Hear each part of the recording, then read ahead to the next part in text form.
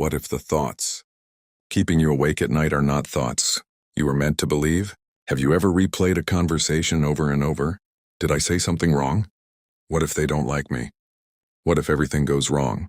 And suddenly, one small thought becomes 100 thoughts. You start overthinking. You become afraid.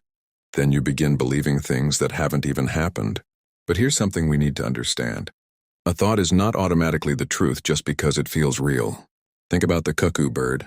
The cuckoo doesn't build its own nest. Instead, it secretly places its egg in another bird's nest. When the mother bird returns, she sees the egg among her own. She doesn't recognize the difference. So she accepts it. She protects it. She feeds it.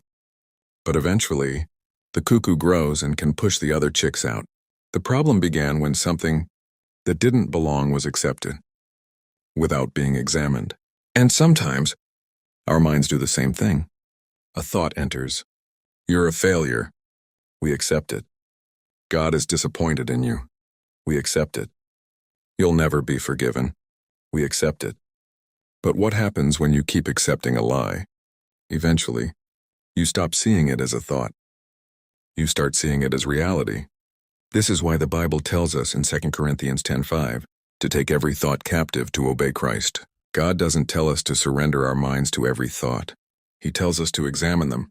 We see this clearly in the story of Judas. John 13:2 tells us that the devil had put into Judas's heart the thought to betray Jesus. Judas followed that thought.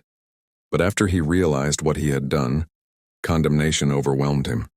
He believed his failure was too great. He couldn't see a way back. But Peter also failed Jesus. He denied him 3 times. Peter knew he had done something terrible, but instead of allowing condemnation to destroy him, he returned to Jesus, and Jesus restored him. That's an important lesson. Conviction brings you back to God. Condemnation pushes you away from Him. So when your mind tells you, you're hopeless, don't immediately believe it. When it says, God doesn't love you, test it. When it says, you will never change, compare it with God's word. Ask yourself, is this thought consistent with what God says? Because your thoughts can change. Your emotions can change. But God's truth never changes. So don't give every thought permission to live in your mind. Capture it, test it, and replace the lie with God's truth. Because the goal isn't to never have negative thoughts. The goal is to learn which thoughts to believe and which thoughts to reject.